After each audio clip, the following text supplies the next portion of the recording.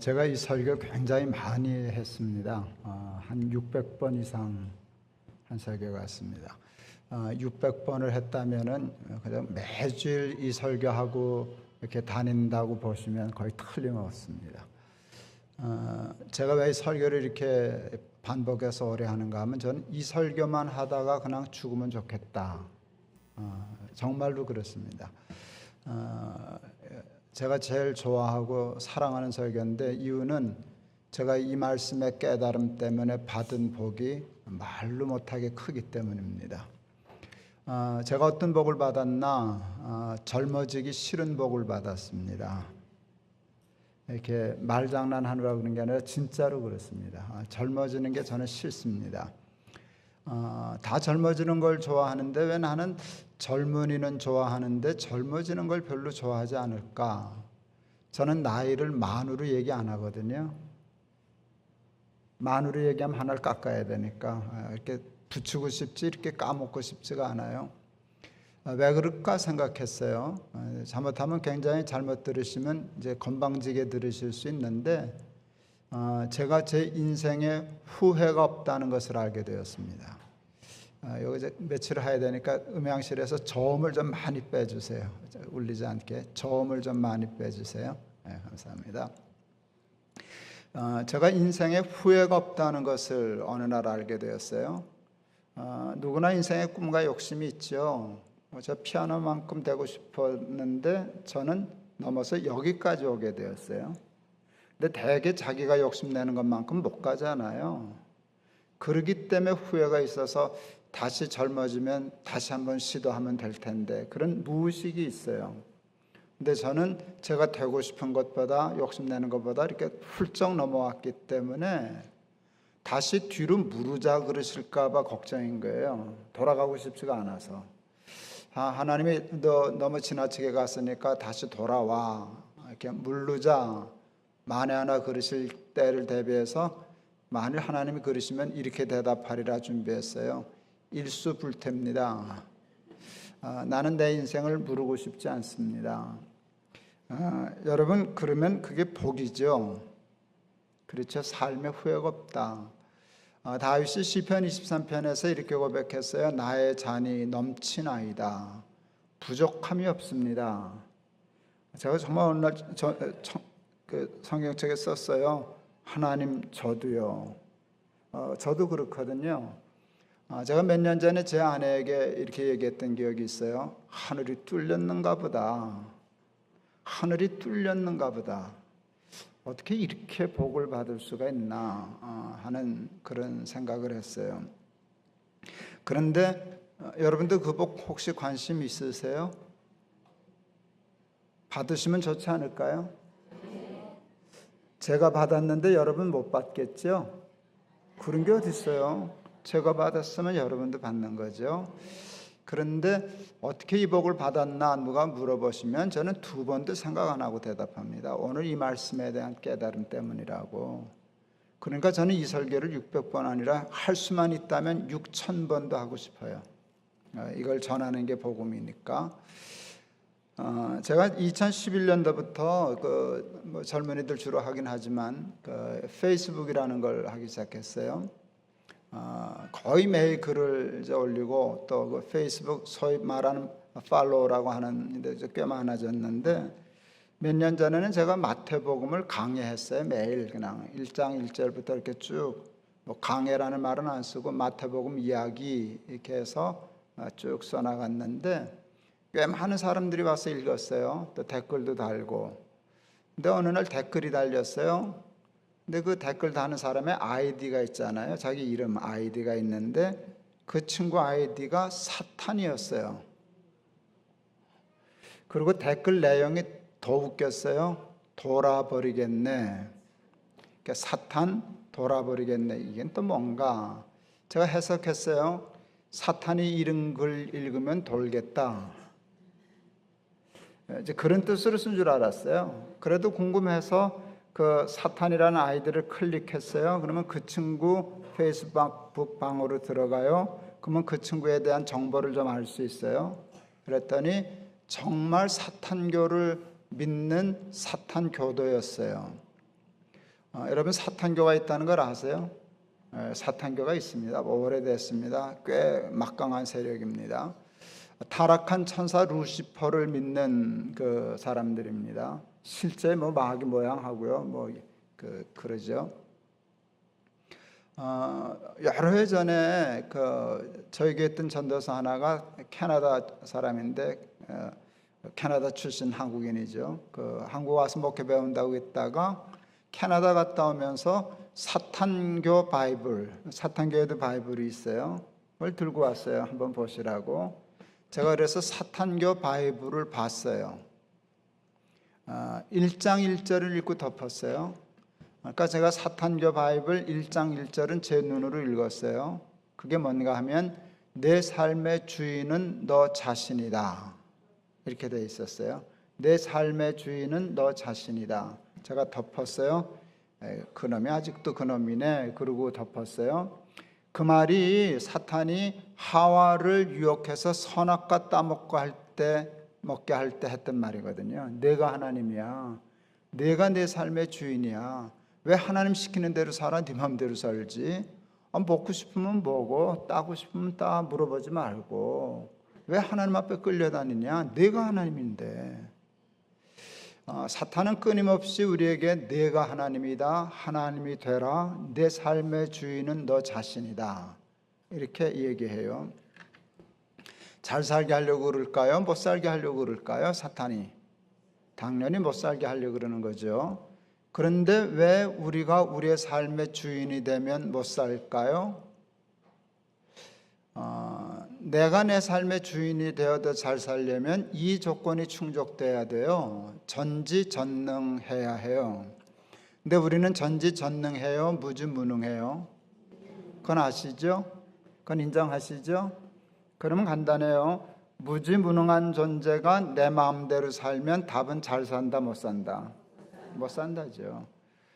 꽤 오래전에 성수대교 무너졌어요. 아침 7시 5분에 무너졌어요. 제가 그날 새벽 4시 반에 그 다리를 지나갔어요. 새벽 기도 인도하러 가는 시간이에요. 늘 글로 다녔거든요. 2시간 35분 후에 그 다리 떨어졌어요. 근데 제가 지나갔던 4시 반에는 그 다리 안전했을까요? 아니요. 카운트다운에 들어간 다리예요.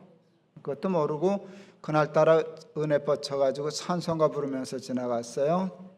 돌아올 때는 다리 무너져서 한남대교로 돌아서 집에 왔어요. 저희 어머니, 저는 문효동남 외아들이고요. 저희 어머니 지금 98세신데 어디 갈 때마다 인사했죠. 성수대교 무너지는 날까지 저는 늘 이렇게 인사하고 다녔어요. 어머니 다녀오겠습니다. 성수대교 무너진 다음 날부터 지금까지 저는 이렇게 인사해요. 어머니 나 가요. 다녀오겠습니다라고 얘기를 안 했어요. 말이 안 되더라고요. 가는 건 얘기할 수 있지만 오는 건 온다 그러고 못 올 수 있으니까. 그날 많은 아이들이 죽었어요. 학교 가는 시간이어서. 어머니 학교 다녀오겠습니다. 아빠 학교 다녀오겠습니다. 그러고 안 왔거든요. 못 왔거든요. 그래서 저는 정말 어머니 나 가요 라고 인사하고 다녀왔습니다 이렇게 인사하기 시작했어요. 별건 아니지만 여러분 중에 누구라도 다녀오겠습니다는 말을 책임지고 할 수 있으면 예수 안 믿어도 돼요. 근데 그거 할 수 있는 사람 우리 중에 아무도 없어요. 그렇죠? 제 비행기 참 엄청나게 많이 탔네요. 그런데 한 번도 안 한 일이 있어요. 여러분도 아마 안 하셨을 거예요. 틀림없이. 그거 했으면 여기 없어요. 저도 없고. 저는 조종실 문을 두드려 본 일이 없어요. 여보 내가 자동차 운전 한 30여 년 했는데 자동차나 비행기나 그게 그거겠지 뭐 당신 피곤해 보이는데 내가 대신 조정해 줄게. 그럼 미친 거예요. 조종사가 같이 미쳐가지고 30년 했나 잘됐다 야 피곤해 죽겠는데 네가 좀 해라 하고 날아가는 비행기 조종관 나한테 맡기면 비행기 어떻게 될까요? 추락하죠. 저는 알아요. 비행기는 누가 조종해야 안전해요? 저는 한 가지를 다 알아요. 이거 굉장히 중요한 거예요. 나와 세상은 하나님이 조정하셔야 안전하다. 이게 예수 믿으면서 깨달은 최고의 깨달음이에요. 나를 믿으면 안 돼. 내가 조종하면 안 돼. 내 삶의 주인은 하나님이셔. 비행기는 조종사가, 나와 세상은 하나님이. 나 이제 집에 가도 돼. 설교 다 한 거거든요. 이 얘기를 조금 더 구체적으로 얘기하려고 이 얘기 저 얘기 길게 하겠지만 내용은 그거예요. 그리고 그거를 지키려고, 그걸 붙잡으려고 애쓴 것만으로 하나님이 인정하시고 축복해 주셔서 젊어지기 싫은 복, 하늘이 뚫린 복 지금까지 누리고 삽니다. 여러분도 그러실 수 있기를 바랍니다. 미숙한 어린아이들이 모르는 게 있어요. 모른다는 것을 모르고 못한다는 것을 모르면 미숙한 거예요. 아톰, 마징가젯, 슈퍼맨 이런 만화 영화 나오면 다음날 골목에 모가지에다 버재기 묶고 날아다니는 놈들 생겨요. 나는 아톰이야, 슈퍼맨이야 이러고 돌아다니죠. 애들이 보재기를 묶고 날아다니면 여러분 아파트 베란다문 잠가야 돼요. 애들은 뛰어내릴 가능성이 여러분 생각하는 것보다 훨씬 높아요. 애들은 이거 들으면 자기도 날 수 있다고 착각해요. 어릴수록. 우리 교회 청년 조카아이가 우리 교회 개척하고 얼마 안 돼서 3살짜리가, 그러니까 4살이네, 만 3살짜리가 슈퍼맨인가를 보고 묻고 3층에서 뛰었어요. 슈퍼맨하고. 근데 이게 나무에 걸려 살았네요, 다행히. 그래도 집단에 놀래 하나도 안 다쳤어요. 다행히 하나도 안 다쳤는데 그래도 놀래서 기절은 하셨어요. 양심적으로. 응급실에서 깨어났는데요, 깨어나면서 하는 말이 웃겼어요. 왜 난 안 날지? 그게 애예요. 어른은 봐도 이거 안 묶어요. 애는 보면 묶어요. 묶으면 나는 줄 알아요. 나폴레옹이 아주 유명한 얘기를 했어요. 내 사전엔 불가능이란 없다. 저는 그 말을 나는 아톰이다 그렇게 생각해요. 나는 아톰이라는 놈이나 내 사전엔 불가능이란 없다는 분이나 그놈이 그분이셔요. 그렇죠? 나폴레옹 살던 궁전 가봤어요. 초상화 잔뜩 그려져 있더라고요. 나폴레옹 그때 자세히 봤더니 그 양반 모가지에다 버재기 묶고 다녔더군요. 근데 그날 유심히 봤죠. 저것 때문에 저분 돌아가셨구나. 망했구나. 착각이에요. 꽤 유능한 사람이었어요. 유능했어요. 천재적이었어요. 그런데 착각해서 돌았어요. 불가능이란 없다. 그거는 하나님의 영역으로 뛰어든 거예요. 어떻게 사람이 불가능한 일이 없겠어요? 나한테는 불가능한 일이 많아. 나는 못해. 나는 전적으로 무능력한 사람이야. 이게 지혜지. 난 다 할 수 있어. 이거는 3살짜리가 하는 일이라고요. 그런데 똑똑하고 능력 있는 사람 중에 3살짜리로 다시 회개하는 사람들이 많아요. 하나님 저리 비켜. 하나님 저리 비켜요. 내가 얼마든지 살 수 있어요. 이거 귀찮게 걸그적거리지 말고 저리 좀 비켜요. 내가 다 살 수 있는 것처럼 그러는데 하나님 없이 스스로의 힘으로 이렇게 살 수 있는 사람 세상에 아무도 없어요. 2001년 10월 7일 높은 뜻 숭의교회를 개척했어요. 제가 51살에 개척했어요. 51살에 개척을 했는데 교회를 개척할 때 그냥 단순한 마음이 있어요. 좋은 교회를 해야지. 왜 그런 생각을 했나? 제가 너무너무 좋은 교회를 다녔거든요. 청량리 중앙교회 임택진 목사님, 너무 좋은 목사님 만나고 장로님들 만나고 권사님 만나고 선생님 만나고 저는 모든 생각을 하면 저는 고향이 교회예요. 어렸을 적에 모든 좋은 기억은 다 교회에 있거든요. 교회 잘 만나니까 그게 복이 되더라고요. 그래서 좋은 교회를 만난 복이 있는데 제가 생각했어요. 내가 좋은 목사님, 좋은 교회 만나서 이렇게 복 받았는데 나를 목사로 만나는 우리 교인들이 내가 받았던 복을 받아야지. 그 생각했어요. 빚진 마음이 있었어요. 그래서 이왕 50 넘어서 개척하는데 좋은 교회를 개척해야 되겠다 하는 부담감을 가졌어요. 굉장히 부담스러웠어요.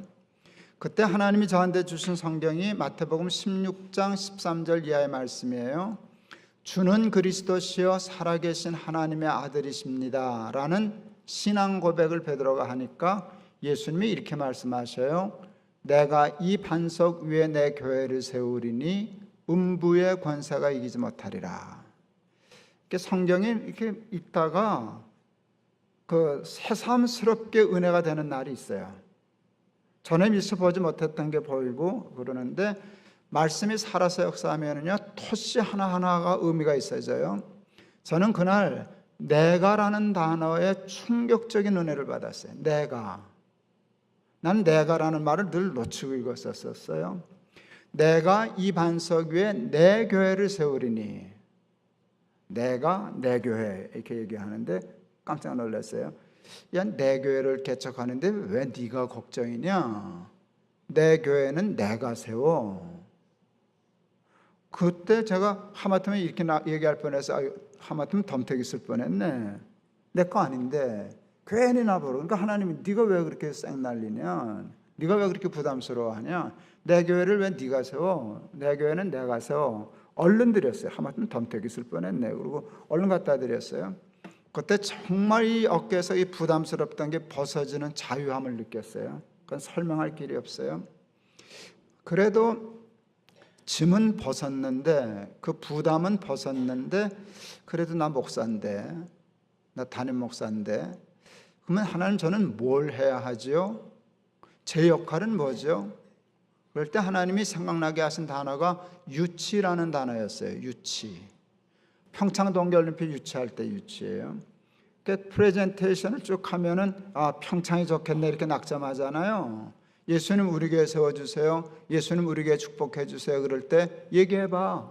내가 너희 교회 세우면 어떤 교회 할 건데 프레젠테이션 해봐. 그럴 때 예수님을 유치할 수 있는 고리를 발견했어요. 그게 신앙 고백이라는 걸 알게 됐어요. 주는 그리스도시요 살아계신 하나님의 아들입니다 하는 고백을 하면 여기다 높은 뜻 교회 세워줘야 되겠구먼, 구로동 교회 세워줘야 되겠구먼 이렇게 한다는 걸 알게 되었어요.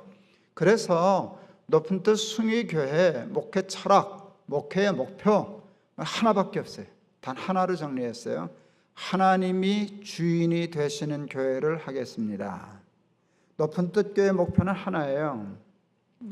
하나님이 주인이 되시는 교회. 그리고요 그 하나의 목표를 위해서 집중했어요. 그 하나님만이 주인이 되시는 교회가 되기 위해서 집중했어요. 하나님이 주인이 되시는 교회는 어떻게 만드는지 아세요? 사람이 주인 못되게 사람이 주인 노릇 못하게 하면 되는 거예요. 그럼 하나님이 주인이 되시잖아요.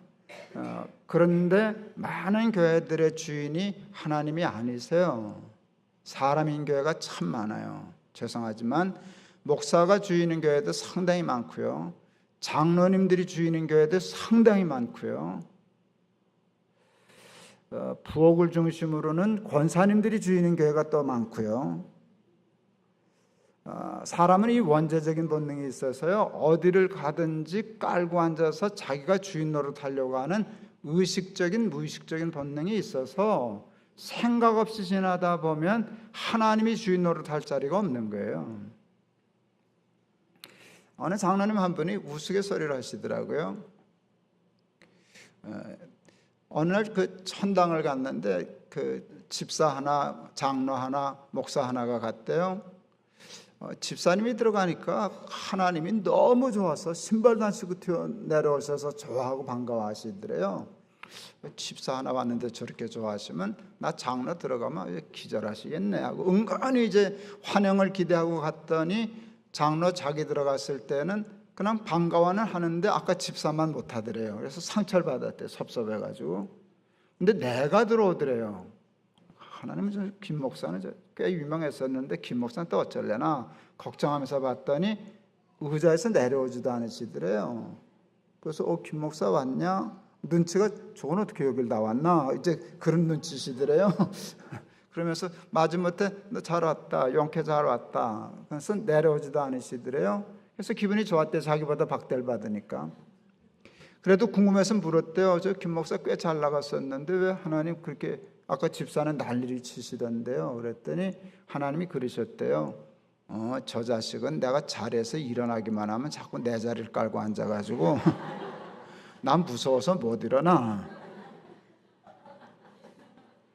그 이제 코스타라고 하는 집회에 학생들이 있는 데서 자기가 강의하면 나 거기 앞에 앉아 나를 넣어놓고 한 소리거든요. 와, 다 웃었죠. 나도 웃었죠. 근데 웃음의 뒤끝이 제가 이렇게 저게 그냥 농담은 아니다 생각했어요. 저기는 정말 하나님 그러실 거다. 하나님 한국교회 목사 장로 무서워서 어디 일어나지 다니질 못하신다네. 후딱하면 뺏기니까, 후딱하면 깔고 앉으니까. 그래서 높은 뜻 교회의 정신은 사람은 주인 노릇 못한다. 이게 원칙이에요. 그래서 거기서 정관이 만들어지고 모든 시스템이 만들어졌어요. 저희 교회가 금방 성장했어요. 그냥 흘려들었어요. 별거 아니니까. 석 달 만에 1,000명 모였어요. 쏟아져 들어왔어요. 교인들이. 그런데 다 장로, 집사, 권사 하던 분들이 들어온 거거든요. 다 교회에서 한 가닥씩 하던 분들이 왔거든요. 근데 무서웠어요. 다 원조가 있고 우리 교회는 아무것도 없는 적인데 주인 노릇 하려고 하는 실력자들이 왔으니까 까딱 잘못하면 이건 위험하다. 그래서요 제가 아주 극단의 조치를 취했어요. 2년 동안, 여러분 2달이 아니에요. 개척하고 2년은 긴 기간이에요. 2년 동안 우리는 예배 외에는 아무것도 하지 않았어요. 첫째, 직분을 임명하지 않았어요. 2년 동안 모든 교인을 성도라고만 불렀어요. 성도. 무슨 장로, 무슨 집사 안 불렀어요. 성도라고만 불렀어요. 2년 동안 성도라는 이름을 쓰다 보니까 성도라는 이름이 참 귀한 이름이라는 걸 알게 되었어요. 그래서 제가 아이들한테 부탁해놨어요. 아버지 죽으면 묘비에다 목사라고 쓰지 마라. 아버지는 성도라고 써줘. 성도 김동호 묘 이렇게 쓰는 거. 성도라고만 불렀어요. 그리고 교인이 3,000명 정도 출석할 때까지 구역을 만들질 않았어요. 구역 관리를 안 했어요. 왜 구역을 안 만들었나? 구역장 세우기 싫어서. 장자 들어가는 자리 만들기 싫어서. 권찰, 집사 이르기 싫어서 그냥 오면 오는가 보다, 가면 가시는가 보다 모이는 대로 2년 동안 예배만 드렸어요. 인천에서 다니는 어느 여자교우 한 분이 어느 날 오더니 목사님 다른 건 안 해도 좋은데 구역 좀 만들어 주세요. 왜요? 심심해 죽겠어요. 구역 예배 좀 드리게.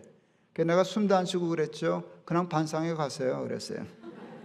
반상회 다니라고. 그렇게 심심하면 반상회 다니라고. 한국교회 교인들은 대개 교회 중독자들이에요. 게을른 것도 안 좋지만 너무 지나친 것도 저는 사실 안 좋거든요. 교회 중독자들이 교회 떠나면 아무것도 할 줄 몰라요. 하다못해 반상회도 못 가요. 그러니 세상을 어떻게 변화시켜요?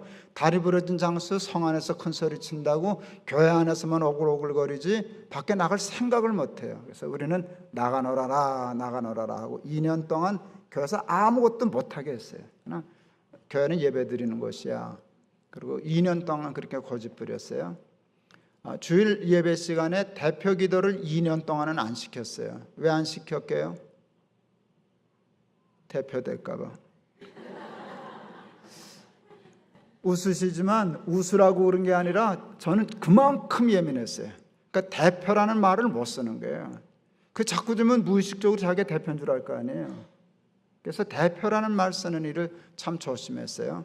물론 2년 지난 후에는 다 조직하고 남녀 성교회도 만들고 직분도 임명하고 장로도 임명하고 그랬지만 그렇게 했어요.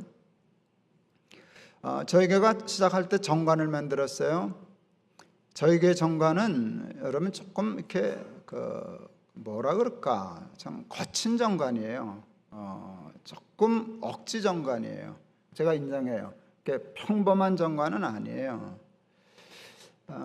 근데 다행히 우리 구로동 교회가 그걸 참고해서 그러셨다는 얘기를 듣고 깜짝 놀랐어요. 저희는 장로, 안수집사, 권사는 6년 단임제예요. 6년 하면 끝이에요. 그래서 일 좀 하고 쓸만하면 힘 좀 쓸만하면 잘려요. 그러면 또 다른 사람이 와서 이렇게 해야 돼요. 장단점이 있어요. 그래서 확실히 교회 힘은 많이 떨어져요. 힘이 많이 떨어지기 때문에 사고를 못 쳐요. 무슨 소리인지 알아들으시는지 모르겠네. 힘이 뻗쳐서들 사고 치는 거거든요. 그러니까 힘을 빼는 거예요. 힘을 빼는 거예요. 우리는 6년 담임이에요. 장로님들이 6년 하고 이제 시무종료를 하게 됐는데 첫 번째 안 해보던 길을 하니까 장로님 시무 끝난다면 뭐라 그래야 되나, 은퇴 장로라 그래야 되나, 사역 장로라 그래야 되나, 뭐 고민이 많았어요. 그런데 은퇴 장로라는 말을 쓸 수가 없었던 것이, 우리는 첫 번째 장로님 중에는 40대 초반에 장로된 사람이 있었어요. 이 양반은 6년 시무 종료했는데도 40대였어요. 50도 안 된 새파란 사람에게 은퇴 장로님, 이게 말이 안 되니까 그건 안 하기로 해서 한참 고민하고 있는데 장로님들이, 당신들이 회의에서 답을 찾아왔어요. 목사님, 우리 다 결정했습니다. 신경 쓰고 고민하실 거 없습니다. 뭐 어떻게 하기로 했어요? 그랬더니 장로, 시무장로. 이게 무슨 말인지 모르죠? 시무할 때만 시무라는 말을 붙이자는 거예요.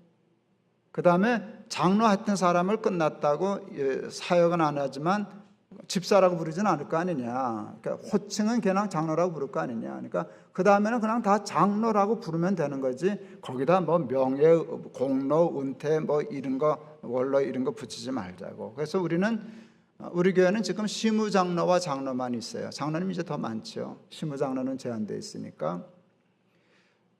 연말에 은퇴식은 해드리려고 그랬어요. 충성하던 분이니까. 그래서 예를 갖춰서 은퇴식 하려고 그랬더니 안 하겠다 그러시더라고요. 은퇴식 안 할래요. 그냥 뭐 6년 하고 그만두는데 그냥 끝나는 날 이름 불러주시고 꽃 하나 달아주시든지, 그리고 박수 쳐주시고 기도해 주세요. 그래서 그렇게 했어요. 그 바람에 작년에 저 은퇴할 때 나도 은퇴식 못했어요.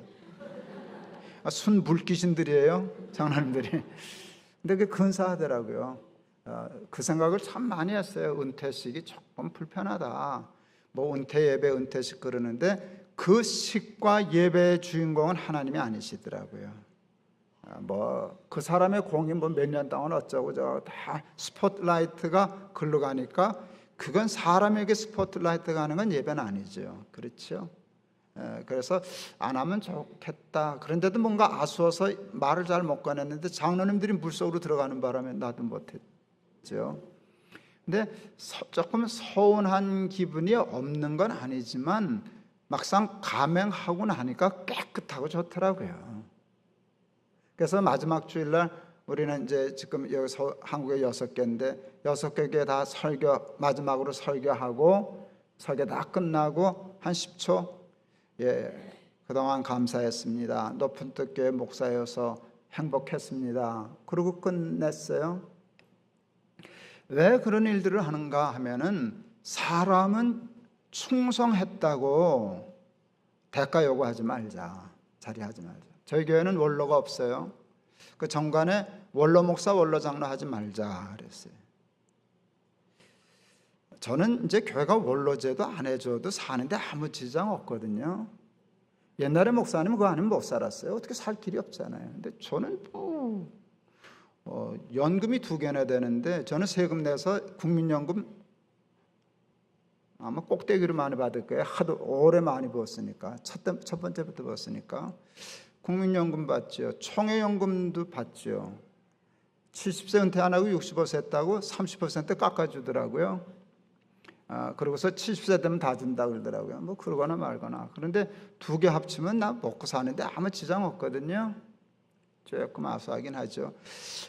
교회가 주면 나도 돈이 싫게 할까만은 안 하기로 했어요. 왜? 내가 나를 신뢰할 수 없으니까. 그러니까 우리는 뭐 직분 시무할 때만 시무 목사, 시무 장로가 있는 것뿐이지 그 이유는 그냥 끝이에요. 아무것도 없어요. 아무것도 없어요. 제가 개척해서 그래도 꽤 큰 교회가 됐었는데 한번 조사해 보시는 거 좋을 것 같아요. 높은 뜻 교회를 샅샅이 한번 뒤져보세요. 높은 뜻 교회 6개 꽤 큰 교회들이 됐는데 어디에서도 제 이름은 못 찾아요. 걸려있는 게 아무것도 없어요. 역사에 남아있겠죠. 역사에서 없어질 수는 없으니까 역사를 쓰면 아마 내 이름이 기록되겠지만 지금 쉽게 말해 주보 어느 구석에도 제 이름은 없어요. 제 자리도 없어요. 높은 뜻 교회와 관계된 어느 곳에도 저는 관계되어 있지 않아요. 쉽지는 않았어요. 너무 허전하고 섭섭하고 불안하고 그랬지만 이제 한 1년 가까이 되다 보니까 두고두고 아유 힘들었지만 잘한 것 같다. 교회가 건강하고 교회가 건강해지면 저도 건강해지는 거거든요. 그래서 하여간 사람은 주인 노릇 못하게 했어요. 성공했어요. 높은 뜻 교회는 주인 노릇하는 사람이 없어요. 그게 이제 전통이 되었어요. 한 사람을 놓쳤어요. 우리가 이제 모레 제가 얘기를 하겠지만 우리가 2009년도에 교회를 내수로 다 나눴거든요. 분립시켜서 다 흩었는데 흩을 때 제가 교인들한테 인사했어요. 그동안 고마웠다고. 저는 이제 담임 목사 그만두는 때였으니까 담임 목사는 그만두고 이제 설교만 하다가 이렇게 돌아다니면서 설교만 하다가 작년에 완전히 은퇴했는데 주인 노릇 안 해주셔서 고맙습니다. 손님이 되어주셔서 감사합니다. 그런데 정말 감사한 건 단골 손님 해주셔서 너무너무 고맙습니다. 그러니까 저희 교회의 그 충성된 일꾼들의 포지션은 단골 손님이에요. 좋아서, 이 식당이 좋아서, 우리 교회가 좋아서 나는 우리 이 교회가 좋아 하고 열심히 오는 단골 손님 정도의 포지셔닝이에요. 그 이상의 충성은 요구하지 않아요. 위험하니까. 충성하는 사람들이 사고쳐요. 동안교회 있을 때 젊은 집사님 하나가 홍천에서 다녀요. 지금도 다녀요, 우리 교회. 이 보통 열성이 아니라 뭐 굳은 일은 다 도맡아서 하고 몸 안 아끼고 그래요. 어느 날 저한테 조금 칭찬받고 인정받고 싶어서 그랬죠. 나 죽으면 하나님 손해죠, 뭐 그러더라고요. 나 또 장난기가 발동해가지고 야, 김 집사 너 그것 때문에 아직도 못 죽었냐? 걱정 말고 죽어라. 야, 내가 장례 전문이란다. 내가 영락교에 있었지 않냐? 영락교에 교인들 많아가지고 어우야 하루에 내가 4가정 파묻어 봤어. 너 같은 건 눈 감고도 파묻을 수 있어. 걱정 말고 죽어. 교회 충성하는 사람들은 사탄이 내버려 두질 않아요. 네가 얼마나 헌신했는데, 네가 얼마나 충성했는데, 네가 이 교회를 위해서 얼마나 했는데, 자꾸 자기 없으면 안 되는 줄로 그렇게 착각하게 해요. 그러면서 은근히 자기 자리를 확보하는 거예요. 이게 교회를 아주 나쁘게 하는 거예요. 신고하면 내가 파묻어 드리고 갈까요? 온 김에?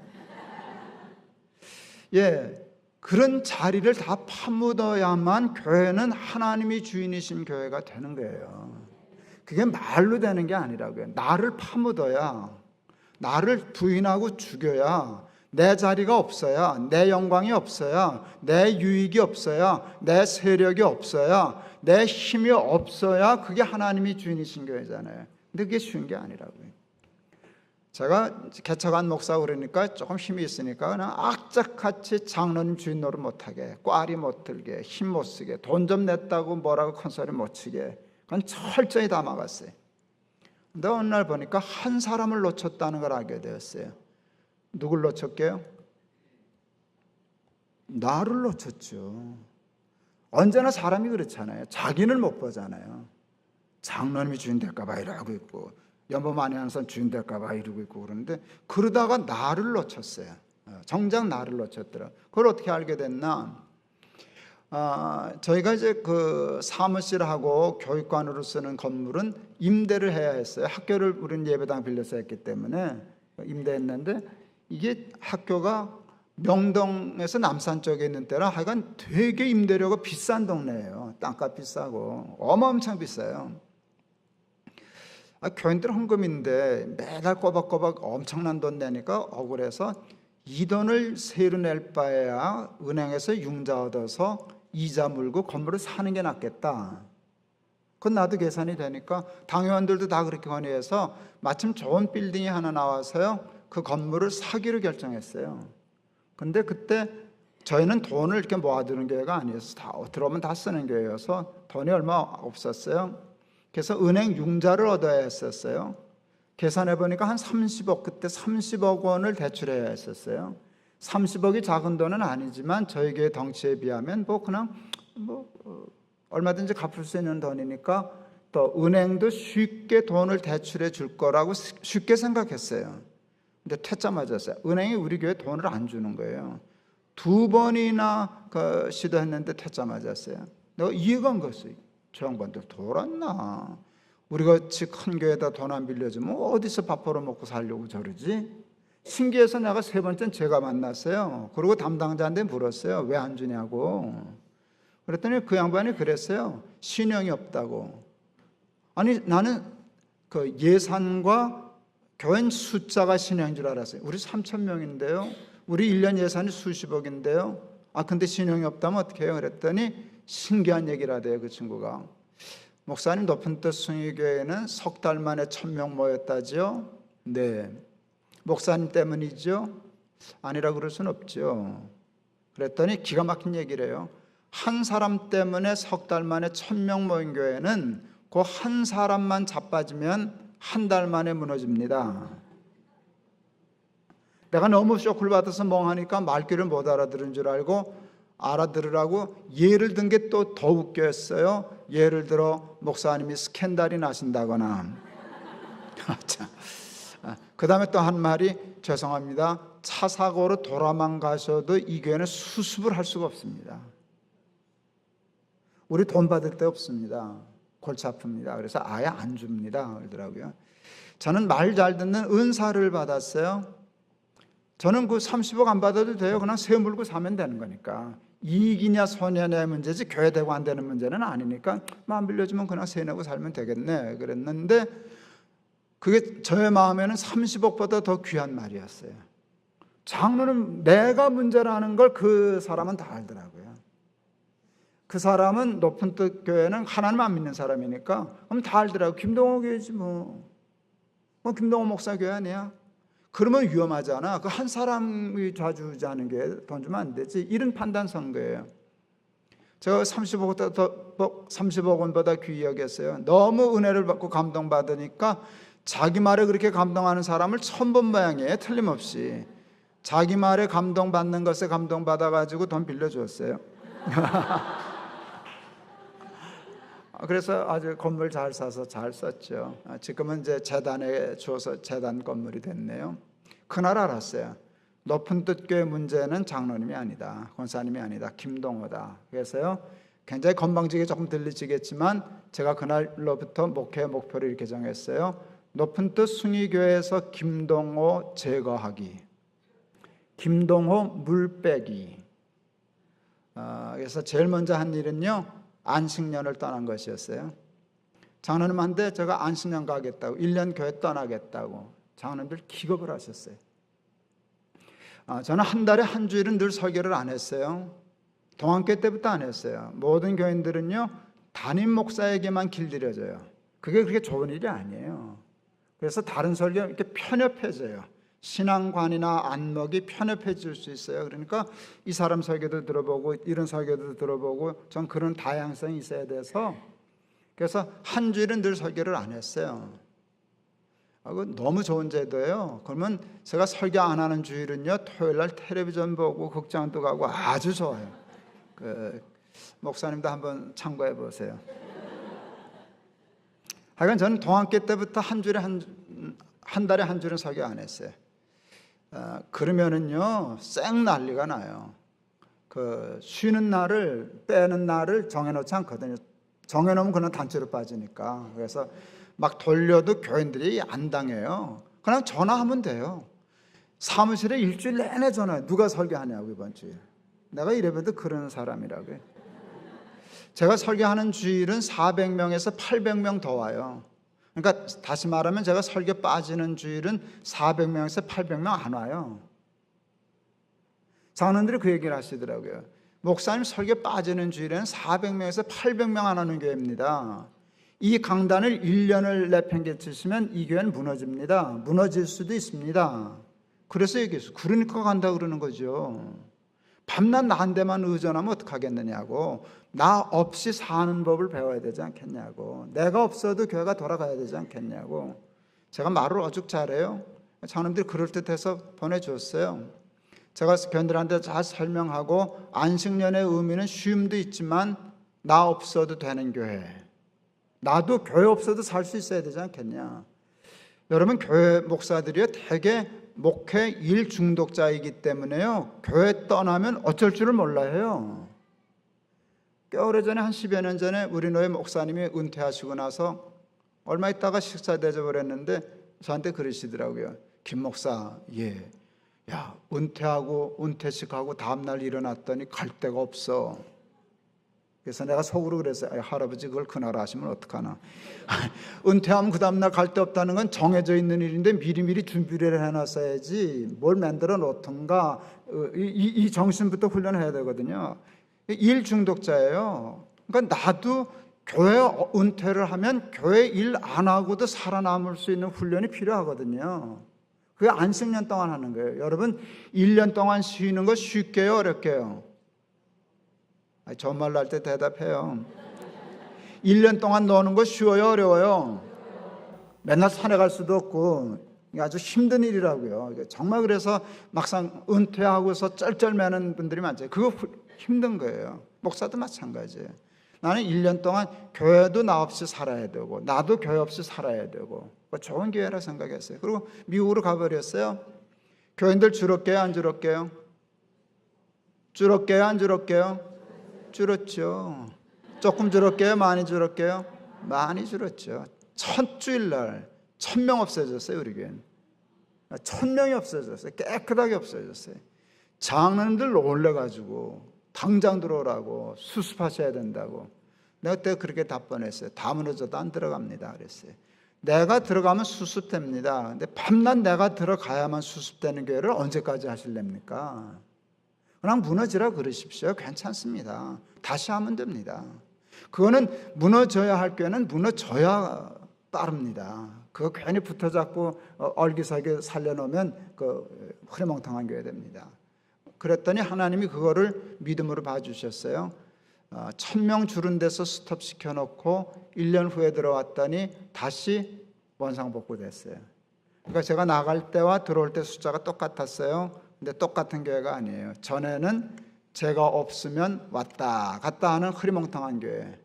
내가 왔더니 내가 있거나 없거나 아무 관계없는 단단한 교회가 되었어요. 성공했죠? 그 훈련 통해서 그 하나님이 다 그건 정말 그건 예정인데 하나님이 예정하신 2009년도에 교회를 분립하는 일을 준비를 했어요. 그게 되니까 분립할 때 내가 담임 목사 자리 놓는 일이 훈련해 봤으니까 되고요. 우리 교인들도 내가 막상 담임 목회 안 하고 저가 한다 그럴 때도 조금 섭섭은 하셨겠지만 나 없어도 교회를 잘 했었으니까 그게 옳다고 생각하니까 깨끗이 잘 됐어요. 교회를 내수로 하나님이 2008년 9월 7일 이제 하나님이 교회를 내수로 분립하라 하는 마음을 주셨어요. 설교 준비하는데 왜 그랬나는 이제 모레 설명할 테니까 오세요. 재밌어요. 그때 와서 들으세요. 나도 동의가 됐어요. 그거 하나님 너무 좋으네요. 교회를 내수로 분립하면 좋겠네요. 그래도 제가 은퇴를 한 7, 8년 앞둔 남겨놓은 때니까 지금 그만두면 안 되니까 나 월급 더 받아야 되니까 그러면 조그만 거 하나는 그래도 4개 중에 하나는 내가 맡아도 되죠? 그랬더니 하나님이 안 된다 그러셨어요. 왜요? 그랬더니 네가 맡으면 안 흩어지잖아. 제가 교회 하나 맡으면 교인들 안 흩어지거든요. 나 있는 대로 오지. 그래서 그래 뭐 몇 년 후에 어차피 그만둘 건데 그만두자.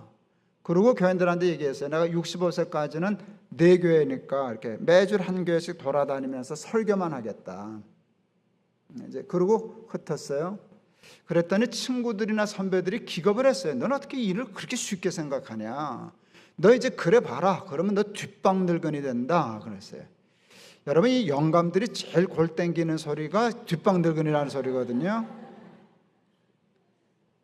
근데 사탄이 그 말로 얘기하죠. 너 뒷방 늙은이 될 거야. 근데 하나님은 그냥 즉시 그러시대 제 마음에. 넌 그러면 안방 많이 말려고 목회했냐? 넌 밤낮 입만 뻥끗하면 내가 주인인 교회라 그러더라.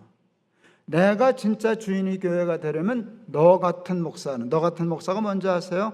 그래도 개척해서 꽤 큰 교회 만들어 놓은 목사는 힘이 커요. 거의 왕같이 목회할 수 있어요. 너 같은 목사가 뒷방 늙은이가 돼줘야 내가 주인인 교회가 아니냐? 그래서 제가 정말 기도했어요. 뒷방 늙은이가 되게 해주시옵소서. 뒷방 늙은이가 되게 해주시옵소서 하니까요, 일단 머리로 이해가 됐고요. 그 다음에 기도하니까 이게 조금씩 몸에 적응이 되더라고요. 그래서 이제는 뭐 뒷방 늙은이 할 수 있겠다 했더니 하나님이 한번 딱 테스트를 하시더라고요. 주일 예배는 이렇게 돌아다니는데 수요 예배는 제가 안 가거든요. 설교도 안 하고. 그런데 예배 드리러 갔더니 자꾸 설교하라 그러는 거예요. 온 김에. 근데 귀찮아가지고 늦게 가기 시작했어요. 우리 목사가 설교 시작할 시간에 들어가면 뭐 지가 설교 시작했는데 어떻게 날 올리겠어요. 그래서 그날도 우리 목사님 설교 딱 시작하는 쯤에 문 열고 뒤에가 앉았어요. 우리 부부. 그러니까 우리 교인들은, 앞에 있는 교인들은 대개 우리 부부가 온 걸 몰랐어요. 그날 자기 교회만 늘 다니는 게 아니니까, 왔다 갔다 하니까 온 거 몰랐어요. 우리 목사님이 광고하다가 말이 좀 삐끗했어요. 여러분 뒤를 돌아다 보십시오. 반가운 손님이 오셨습니다. 그러더라고요. 깜짝 놀랐어요. 하마터 말 튀어나갈 뻔했어요. 제가 나를 손님이란다. 섭섭하대요. 이렇게 망치로 맞은 것 같고 마음은 면도칼로 비어진 것 같더라고요. 마음이 비어졌어요. 그 말에. 내가 어떻게 손님이지? 내가 불과 한두 달 전까지 여기 담임 목사였는데 지가 부목사고, 내가 갑이었는데, 내가 갑이어도 나는 보통 갑인가? 나는 슈퍼 울트라 갑인데, 그런데 나를 갑 취급도 안 하고 그냥 병으로 몰아쳐? 손님은 의리 아니잖아요. 손님은 병이지. 섭섭하더라고요. 근데 그때 그 분위기가 순간 우리 목사도 아차 싶었고, 나는 이랬고, 우리 교인들은 싸늘해졌어요. 그때 내가 시험 들었으면 아주 위기 한 번은 오는 거죠. 아직도 그때까지는 교인들의 마음이 나한테 있을 때인데 그냥 할 수 없어서 했고, 그게 옳은 일이기 때문에 한 거지 날 더 좋아했을 텐데, 나를 그냥 하루아침에 병 취급으로 하고 손님 취급하면 위험할 수 있죠. 근데 그때 하나님이 제 마음에 이런 마음을 주셨어요. 얘야, 네 손님이 되어야 끝까지 반가운 법이란다. 그래서 예. 그래서 또 기도 많이 했어요. 반가운 손님이 되게 해주시옵소서. 그래서 꼭 지금 높은 뜻 교회에서 제 자리를 얘기하면 저는 정말 손님이에요. 아주 완전한 손님이 됐는데, 기가 막힌 건 그래서 우리 목사들과 교인들이 나를 되게 반가워해요. 저는 주인 노릇 할 수 있어요. 다른 데는 몰라요. 구로동교에서 제가 어떻게 주인 노릇 하겠어요? 높은 뜻 교회에서는 제 몫이 있어요. 인간적으로, 세상적으로 제 몫이 있어요. 제 영향력도 있어요. 주인 노릇 할 수 있어요. 그런데 주인 노릇 하면 막지 못해. 누가 저를 막아요? 높은 뜻 교회에서 못 막아요. 그런데 교인들과 목사는 그럴 거예요. 저 영감 왜 자꾸 우리 교회만 오냐? 그러지 않겠어요? 그건 그 바보라고요. 내가 주인 노릇하면 나는 안 반가워. 그게 얼마나 외로운 건데요. 그게 얼마나 불행한 건데요. 그거를 버리니까 교인들이 진짜로 반가워하고, 왜 목사님 우리 교회 요즘 안 오세요? 그러니까 좋지 않아요? 구로동교회 주인은 누구십니까? 네, 구로동교회는 맞는 것 같아요. 아까 깜짝 놀랐어요. 장로님 만났는데, 제가 사실 이 설교를 어느 교회나 집회 가면 첫날 하거든요. 이 설교가 불편해요. 이 설교가 많은 교회 목사님과 장로님을 치잖아요. 아시죠? 그래서 이걸 어떻게 안 아프게 침을 놓을 수 있을까? 침을 안 아프게 놔야 되거든. 젊었을 때는 막 찔러댔어요. 옳다고. 아픈 건 네 책임이고, 이게 오는 거니까 침 맞아야지. 이게 서툴러서 그랬는데 피 막 나고 싸움 일으키고 뭐 좌충우돌 그랬는데, 이제는 나이가 좀 드니까 침을 놓긴 놔야 되는데, 안 아프게 놔야 되는데, 침 들어가는 줄 모르게 침 놔야 되는데, 이제 그러는데 오늘 여기 보니까 이제 만판 얘기해도 되겠더라고. 여기는 뭐 장로님들 인기자간 친다면요, 이렇게 안 깔고 앉으시겠다는 거잖아요. 예, 그거 굉장히 잘하신 거예요. 굉장히 잘하신 거예요. 그리고 장로님들 그렇게 해서 하시면 그 다음 2번 타자들이 있다가, 목회는요 릴레이예요. 바톤 타치 릴레이예요. 탁 넘겨주고 그 다음에 응원하고 박수하고 그 다음에 또 뛰고, 그래서 예수님 왔을 때까지 릴레이 하는 것이죠. 한 사람이 좌지우지하고 한 사람의 영향력, 그렇게 하면 교회가 살아남지를 못해요. 이거 뭐예요? 이거 뭐게요? 이거 지갑이에요. 예, 이거 지갑이에요. 누구 거게요? 내 거죠. 하나님이 어느 날 제 돈 지갑에 눈독을 들이신다는 불길한 느낌을 받았어요. 찝찝하더라고. 하필 내가. 순발력이 빠르더라고요. 그때 제가 하나님 앞에 그랬어요. 하나님, 저 해와 달과 별 다 하나님 겁니다. 나는 해와 달과 별에는 욕심이 없더라고요. 그건 다 온 우주 만물이 다 하나니까요. 다 하나니까요. 요것만 빼면 돼요. 요것만 빼면. 뭐 해와 달과 별도 아니고요. 뭐 저 장로님 재산도 다 하나님 거고, 뭐 다른 사람 건 다 하나님 거예요. 이거 땅 몇 평도 안 들었어요. 하나님, 요건 내 거면 좋겠는데 왜 내 지갑을 눈독으로 들이시냐고 말이에요. 근데 하나님 나한테 쏟겠어요? 그냥 계속 보시더라고요. 장난 같은 생각을 저는 오래 하는 좋은 습관이 있어요. 그게 굉장히 좋은 습관이에요. 단번에 결론을 안 내려요. 이렇게 봤으면 반대를 봐야죠. 이 뒷면은 뭐가 없나, 내가 미처 못 본 건 없나, 옆에는 뭐가 다른가, 이렇게 쭉 봐요. 그러다 굉장히 중요한 거 깨달았어요. 그날 지갑의 주인이 내 주인이다. 이게 누구 거냐가 굉장히 중요해요. 이게 내 거면 내 주인은 나예요. 이게 하나님 거면 내 주인은 하나님이에요. 지갑의 주인과 내 주인은 동일해요. 맞죠? 여러분 주인은 누구세요? 맨입으로 말고. 맨입으로 누가 말 못해. 지갑 걸고. 저도 제 지갑 걸고. 여러분, 전 목사치고는 부자예요. 목사치고 제가 부자예요. 나도 이거 걸면 골치 아파요. 상당히 골치 아파요. 나는 버려야 할 게 너무 많아요. 아직도 많이 버렸지만. 지갑 걸고, 나도 걸고. 여러분의 주인은 누구세요? 제가 하나님이 주인이십니다라고 하는 일에 걸고 복을 받은 거는요, 크게 두 가지를 걸고 싸움했기 때문이에요. 교회 안에 내 자리 만들지 않겠다. 이거 주인 노릇하지 않겠다. 이 큰 두 개를 싸웠더니요, 다른 것들은 게임이 안 되더라고요. 그건 졸개 같아서. 내가 이것도 버렸는데, 내가 높은 뜻교회도 내 자리 안 만들었는데, 뭐 시시하게. 이번에 노회에서 뭐 공로 목사 추대해 주겠다고 노회 후배들이 또 장로님들이 움직이더라고요. 그래서 안 갔어요. 그 별로 어렵지 않더라고요. 공로 목사 별로 관심 없더라고요. 난 목사라는 이름 묘배 쓰기도 싫은데 그냥 성도라고 쓸 건데 거기다 뭐 공로 목사 또 뭐 그럴 필요 없잖아요. 그래서 안 한다 그랬어요. 근데 내 나름대로 저거 하는 게 별로 어렵지 않더라고요. 내가 교회 원로 목사도 안 했는데 뭐 그거 안 하면 어때요? 그러니까 하니까 어느 걸 포기해야 될 때 별로 괜찮더라고요. 이 큰 거 두 개 없애니까 되더라고요. 근데 이것도 참 쉽죠? 버리는 게 어려워요. 굉장한 훈련이 필요해요. 아마 제 나이가 그렇게 많지는 않지만 평생 씨름한 것 중에 하나가 이것이 아닐까 싶어요. 이 좋은 훈련은요, 11조예요. 저에게 장로님 중에 특전대 출신 장로님이 계셔요. 저보다 꼭 10년 위신데 너무 좋은 장로님이신데, 그분이 쉽게 말하면 그 드라마에 나왔던 태양의 후예 그 부대예요. 그런 부대, 그런 일을 하는 부대예요.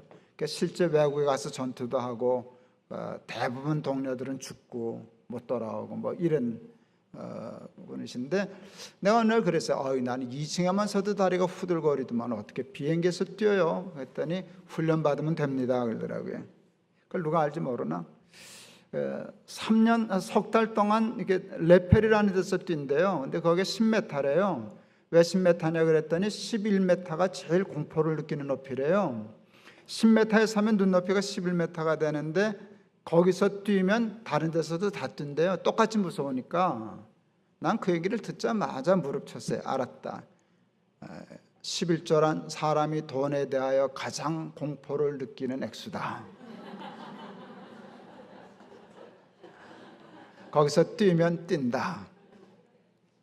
저는 11조 무섭게 훈련했어요, 여러분. 목사라고 11조가 쉬울 줄 아세요? 제 11조는요 온전한 11조였어요.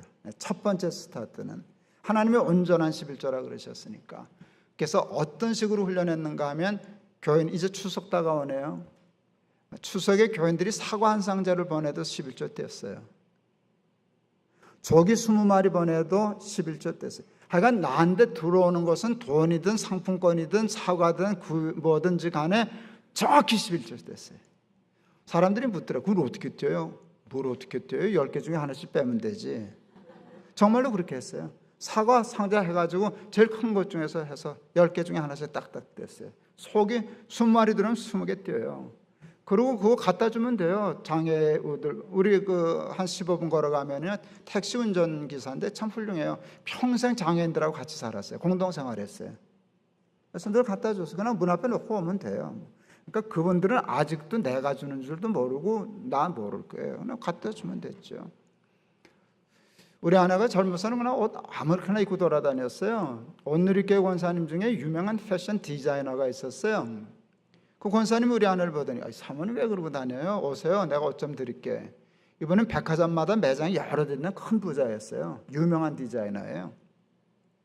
어느 날 가더니 옷 이만큼 얻어왔어요. 근데 갑자기 얼굴이 껌껌해지더라고요. 그러고는 다시는 안 가더라고요. 왜 그랬게요? 힌트 드릴까요? 그 집 옷 비싸더라고. 우리는 그거 보면 다 11조 계산해야 되니까. 그거 쫄딱 망했지. 하마터면 바꿀 뻔했지. 그래서 다시는 안 가요. 진짜로 안 가요. 그렇게 아버지가 집 한 채 주신 거 팔아서 땅 사서 뭐 몇 번 샀다 팔았다 했어요. 나중에 그 이제 저희 재단 시드머니가 됐는데, 한국은 여러분 부동산이 바닥에서 어마어마한 데 뛰었었잖아요. 그러니까 예를 들어 100만 원 주고 샀는데 1000만 원 주고 팔았다.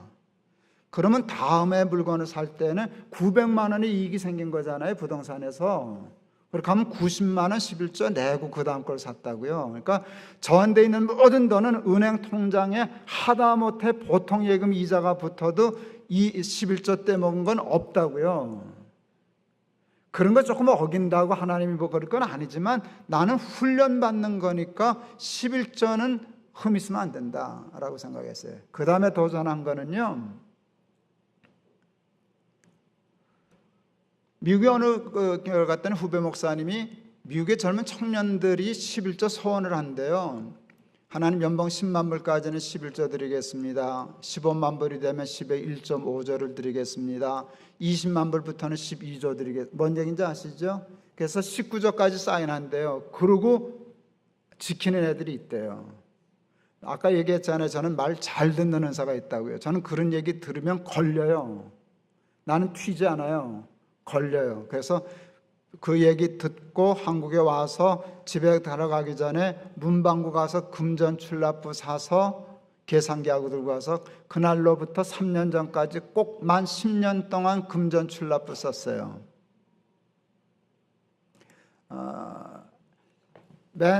금전 출납부 앞에 2페이지에 이렇게 썼어요. 사랑하는 아들 부열, 지열, 정열에게 돈에 대하여 큰 부끄러움이 없는 아비가 되기 위하여 남기는 기록. 그 다음에 한 페이지는 이렇게 썼어요. 제가 필요한 돈이 있어요.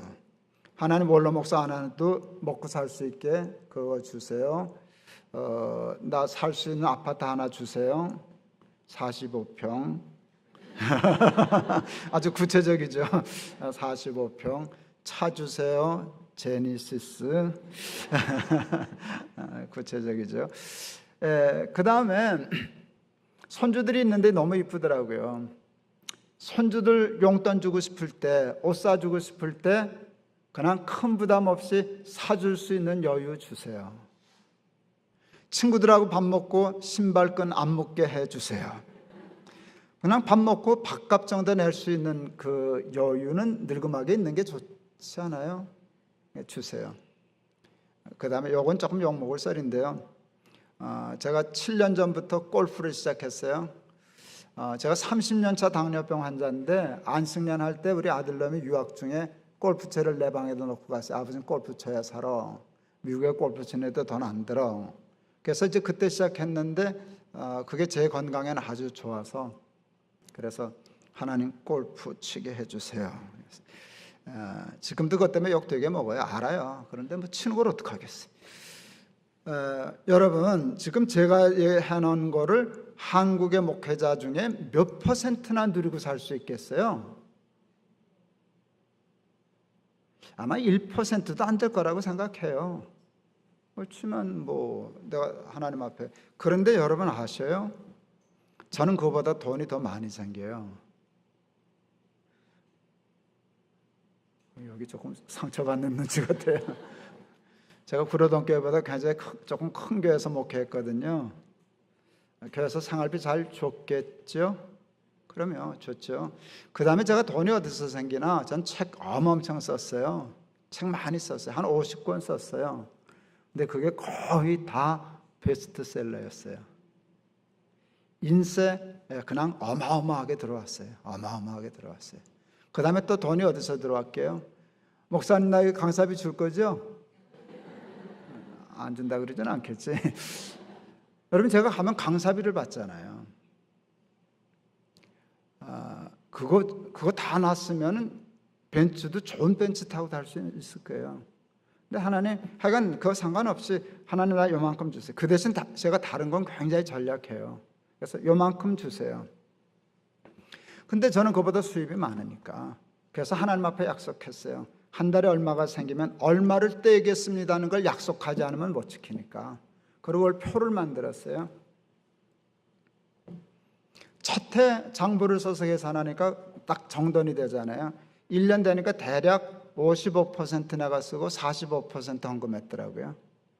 2년째 되는 해는 49% 내가 쓰고 51% 헌금했더라고요. 3년째 되는 해는 30% 내가 쓰고 70%를 헌금했어요. 그거는 왜 그랬나?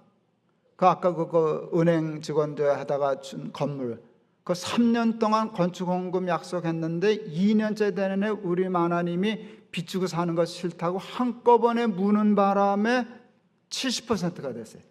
돈 쪼들려서 혼났어요. 그 해. 신용카드를 못 받고 의료보험 안 들어왔다고 재촉 오고 아주 쪼들려서 혼났어요. 그해 우리 막내아이가 지금 목사인데 그때까지 이 자식은 의상 디자이너 하는 줄 알았어요. 패션 디자이너. 옷을 너무너무 좋아해요. 얘는 상의 옷 사주는 거예요. 뭐 좋은 일이 있어서 저 엄마가 카드 주면서 30만 원이야 옷 사 입어라. 네 하고 가서 45만 원 긁고 오셨어요. 이 자식이. 엄마한테 욕 바가지로 먹었죠. 그래도 욕 먹으면서 웃더라고. 이 자식 가만 보니까 뭔가 하면 욕은 잠깐이고 옷은 몇 달이다 이제 그러고 옷을 너무 좋아해가지고 내가 밤중에 불렀어요. 너 아빠가 너 장부 쓰는 거 알지? 네. 한번 보여줄까? 보여주세요. 처음 공개했어요. 내 장부를. 애가 딱 펴들고는 눈이 둥그레졌어요. 아니 목사가 돈이 이렇게 많이 생겨요? 그래, 너 아버지 그렇다. 그 다음에 이제 제가 지출란은 하나도 안 빼놓고 쓰니까.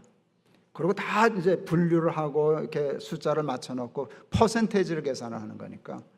이거 보더니 정말 아버지 이렇게 쓰는 줄은 몰랐네요. 딴 거 볼 거 없어. 작년에 이거 결산한 거 봐라. 너 엄마 한꺼번에 내는 바람에 건축원금 2년째 한꺼번에 내는 거 바람에 70%가 나가고 30%를 썼어. 아버지 카드 못 막아서 2번 재촉받았어. 의료보험 없다고 빨리 내라고 독촉받았었어. 너 30만 원은 예산에 있어서 줄 수 있어서 30만 원 얘기한 거야. 네가 얘기 안 하고 15만 원 더 썼기 때문에 아빠 다음 달 쪼들려. 내가 말을 안 하고 설마 천하에 자기 아버지가 15만 원 더 썼다고 쪼들릴 거라고는 생각 안 했지. 아무 소리 안 하더니 그 다음날 가서 나하고 똑같은 금전출납부 사오더라고요. 계산기하고. 내가 웃었지. 네가 그걸 어떻게 돈이 생겨야 쓰지 자식아 그냥 장부만 있다고 쓰냐 이렇게 못 썼죠. 우리 큰아이가 지금 대학 교수를 하는데요, 세종시에 살아요. KD 하이스쿨 교수인데요, 가끔 가보면요 걔 집에 책꽂이에 나하고 똑같은 금전칠 납부 있어요. 걔는 써요. 이제 교수 월급 받고 어디 강의도 다니고 그러니까 연구비도 받고 그러니까 써요. 어느 날 보니까 궁금하더라고. 이 자식이 얼마나 제가 하나 그러는데 그건 개인의 프라이버시니까 하면 안 되죠. 아들이라도. 그렇지만 지 애비처럼 살려고 그럴 거라고 생각해요. 하나님이 주인이시면 물질의 주인이 하나님이셔야 해요. 물질의 주인이 하나님이셔야 해요. 시간이 조금 갔지만 어느 제가 땅에 있어서 이렇게 했는데 어느 날 그걸 계산해 보니까 기분 좋더라고요. 야, 이게 얼마짜리는 되는구나. 아들들 아파트 한 채씩은 사줄 수 있겠구나 생각했어요.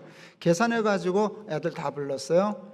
그게 다 내 이름으로 되어 있는 거지만 어느 날 계산해서 그게 다 내 거가 아니고 우리 어머니, 우리 아내, 나, 아들 셋 여섯이니까 내 거는 6분의 1이구나. 6분의 1은 우리 어머니 거, 6분의 1은 우리 마누라 거, 6분의 1은 큰아들 거. 이렇게 몫을 다 지어줬어요.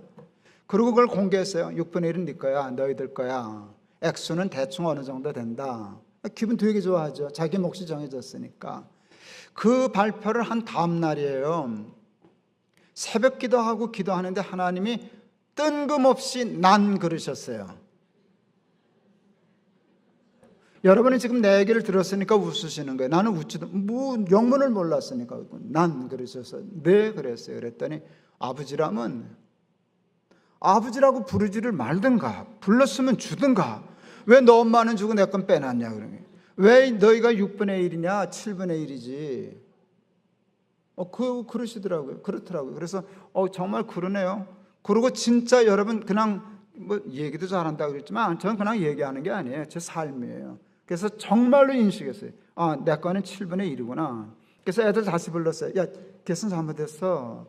하나님 그러려면 나 부르지 말라 그러시더라. 야 부르고 7분의 1 내는 게 낫지 않겠냐 그랬더니 애들이 다 웃더라고요. 그러네. 그렇게 해서 7분의 1 이렇게 하나님께 드리기 시작했어요.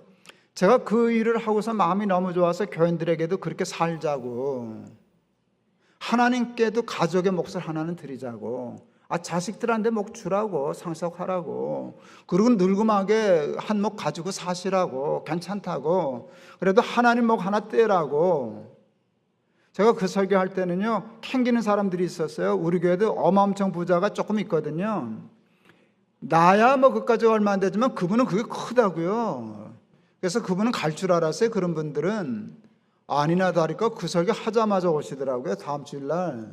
그래서 나 이제 간다고 인사하러 온 줄 알았어요. 진짜로.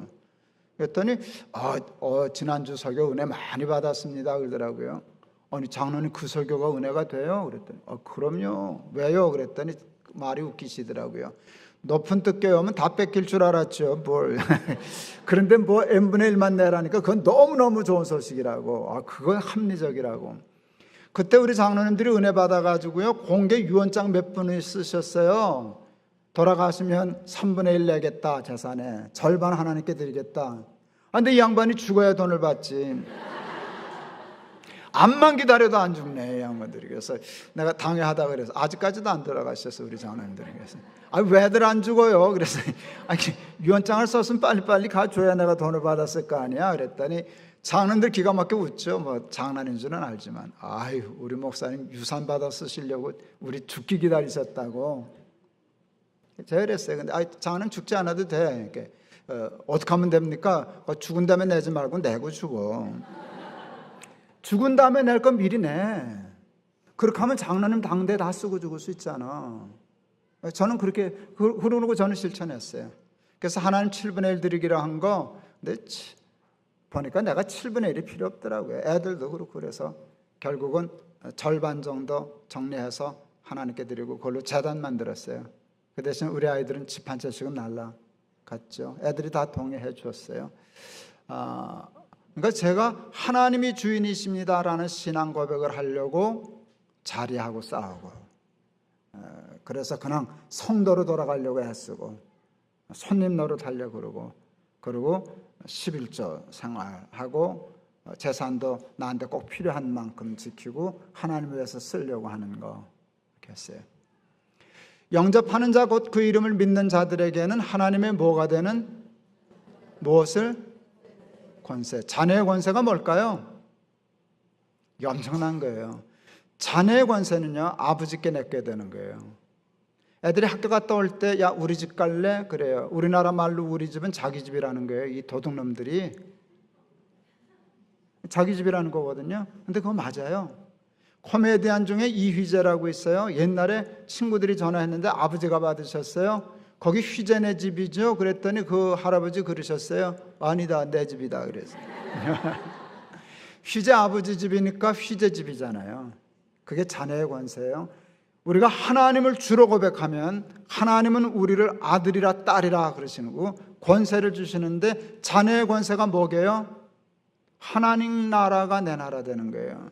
하나님이 김동원 내셔서 여러분 살살 꼬여가지고 지갑 뺏고 자리 뺏으려고 그러는 거 아니에요. 11조 빼서 먹으시려고 그러는 거로 그렇게 오해하는 사람들 많아요. 그렇게 오해하고 사세요. 하나님이 여러분 11조 뭐에 보탬이 된다 그러셔요. 근데 그게 아니에요. 그 마음가짐을 가졌을 때 하나님이 자녀의 권세를 줄 수 있어요. 우리 아이가 한동대 들어갔을 때 제가 크레딧 카드를 만들어줬어요. 지방에 있는데 갑자기 돈 필요하면 쓰라고. 대학생이면 어린이라고 생각해서 카드를 줬어요. 우리 아내는 반대했어요. 너무 지나치지 않냐. 아내는 1년 동안을 체크하더라고요. 돈 과히 쓰지 않나 해서. 그러니까 너무 지나치면 잘라버리려고. 근데 어느 날 우리 아내가 나한테 이렇게 얘기했어요. 여보, 부열이가 철들었어. 이 말이 굉장히 중요한 말이에요. 아이가 철들었어 하는 순간 아이를 믿게 돼요? 못 믿게 돼요? 믿어요. 믿으면 카드 보게 돼요? 안 보게 돼요? 믿는 놈을 뭘 봐요? 그냥 믿고 그 다음에 맡기는 거잖아요. 여러분, 지 돈이 내 돈인지는 모르나 내 돈은 지 돈이죠.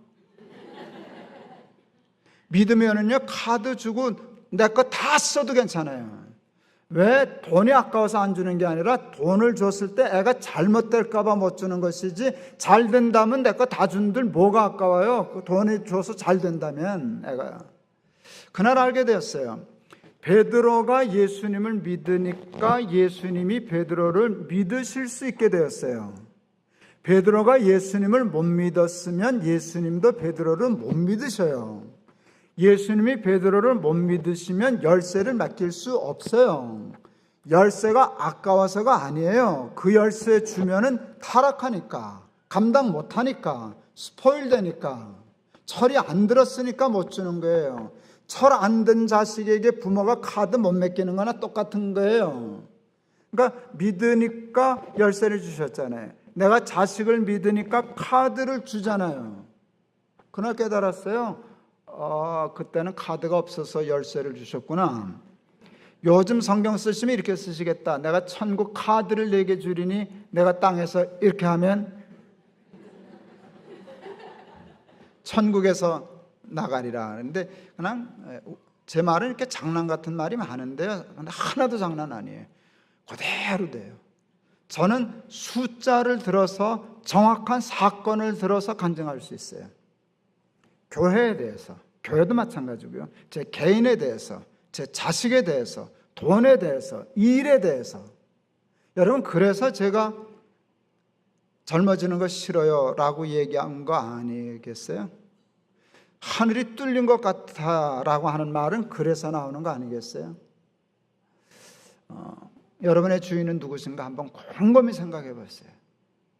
쓸데없는 욕심에 사로잡혀가지고 하나님 철저히 평생 교회만 다니고 하나님 못 믿어가지고 하나님이 도저히 여러분을 아직도 철 안 든 아이처럼 겁나서 믿지 못해서 1,000원, 100원 이 정도는 맡기고 카드는 못 맡기고 그렇게 쫄딱쫄딱 사는, 그렇게 살아서 어떡하겠어요?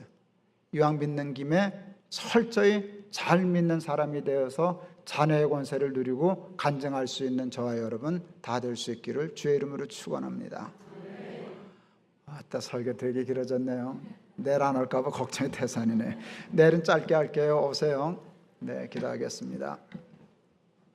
하나님 아버지, 은혜를 감사합니다. 귀한 교회 와서 말씀 전하게 해주신 거 감사합니다. 하나님이 주인이십니다 라고 고백하는 건 쉬우나 살기는 어렵습니다. 우리가 도전하게 하여 주시옵소서.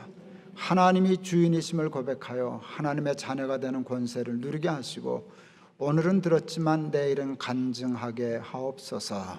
예수 그리스도 이름을 받들어 기도하옵나이다. 아멘.